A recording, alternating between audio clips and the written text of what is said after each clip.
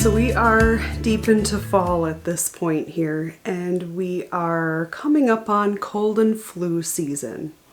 Now, one of the things that I like to do every fall is make a new batch of fire cider out of things from the garden and things that we've made ourselves. I use a recipe from this book here by Rosemary Gladstar. It's Medicinal Herbs, a Beginner's Guide. Has a lot of great stuff in here. The only thing you want to make very sure of is if you are on any medications or have any health conditions, you will want to consult your doctor before using any herbal remedies. So just a disclaimer there. I'm not an herbalist, I'm not a healthcare practitioner, so do this at your own risk. That being said, I have found for myself, I tolerate these ingredients just fine. Most of them are culinary things, and I don't consume a whole lot of fire cider, so just keep that in mind. Moderation. This is something that takes many weeks to make, so we are going to show you how to get started. What do we need for ingredients with this? We have this year's garlic from the garden. It's been fully cured. We have a bit of ginger root. We have horseradish root that has just been dug from the garden and cleaned. We have honey from our hives. We are not going to use this until the second step, so I'm going to set this aside. We have an onion.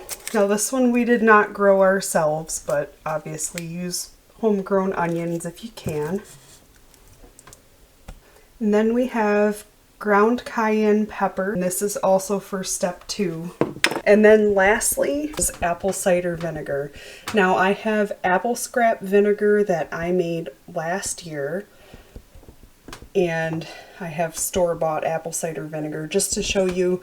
You can use either one. I would recommend, probably if you're not used to making your own vinegar, I would go ahead and use the store-bought. I'm going to be using my own vinegar today just to use some of it up, and because I want to see how it's going to turn out with my homemade vinegar. So I just want to say that I really, really love this book. The whole first part of it is growing the herbs that you'll need. She's got a whole section on how to do each of the methods, making herbal pills, tinctures, infused oils, salves, all kinds of stuff, syrups. And then she gets into her recipes. So this is the recipe that we're going to be using today.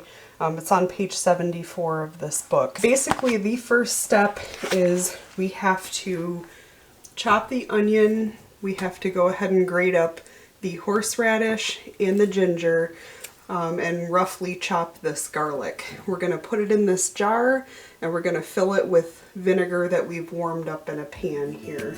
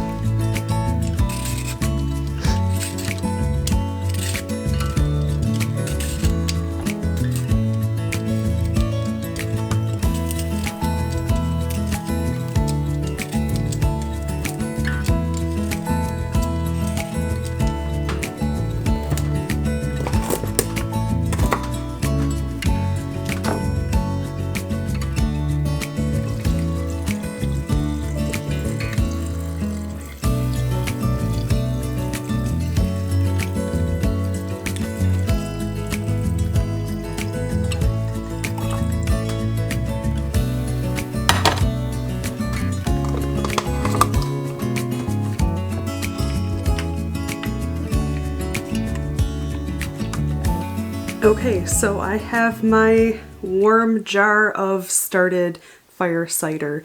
I am going to put this on a warm windowsill and it is going to sit for 3 to 4 weeks. Now in 3 to 4 weeks we will go ahead and strain the solids out from the liquid, and we are going to add honey and cayenne pepper, so we'll show you that when we get there. Hey guys, well, it's about 3 weeks later. I am coming down with a cold, so I thought now is the perfect time to show you how I finish fire cider. Our fire cider has sat infusing for 3 weeks now. I am going to strain it and finish it. So we have our honey here from the Homestead. That's going to be used to sweeten it. And then we have our homegrown cayenne pepper that has been dehydrated and ground into a powder. We're going to add that just for a little extra kick. Okay, so I will go ahead and get this strained into a quart jar.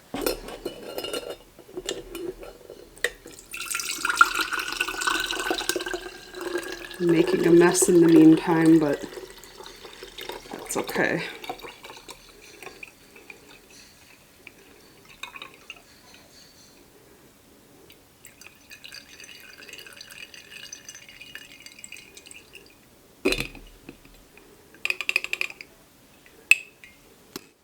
Now, normally I would feed food scraps back to the chickens, but because this is such strongly flavored onion, garlic, and horseradish, I don't want to change the flavor of our eggs here that we collect on the farm. So I'm going to go ahead and compost this. So you can add as much cayenne as you want. I am going to do...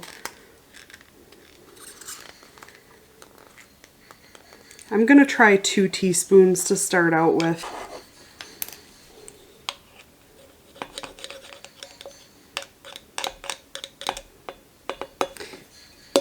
That's more like 2.5 teaspoons. That's okay. That's going to be really, really hot. I'm going to start with 1/4 cup of honey. See how that works.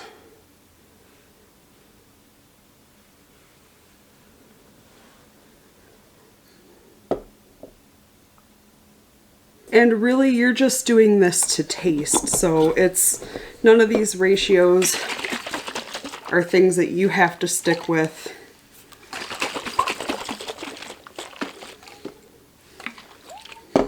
And that is some really hot fire cider.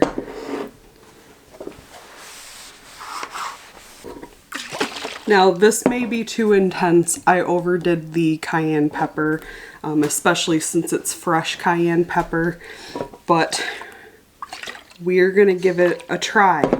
I am coming down with a cold right now, so now is the perfect time to give it a try.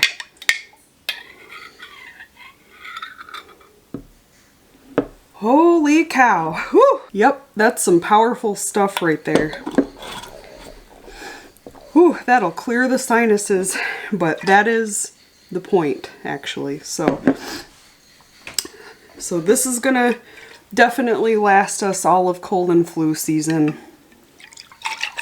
I would maybe lighten up on the cayenne pepper, maybe add a little bit more honey, but it is sweet and it's not bad. You can add it to hot water and make like a tea. If you don't mind the onion garlic flavor in your tea, I have found that I do not care for that. So I'd rather just drink it in one shot. But try a tablespoon of it if you're feeling stuffy, feeling some sinus issues. If you have thyroid issues, I would probably hold off on the horseradish, since that is thought to exacerbate thyroid issues. Here it is, guys. Here's your fire cider. And thanks for watching. We'll catch you next time. Bye-bye.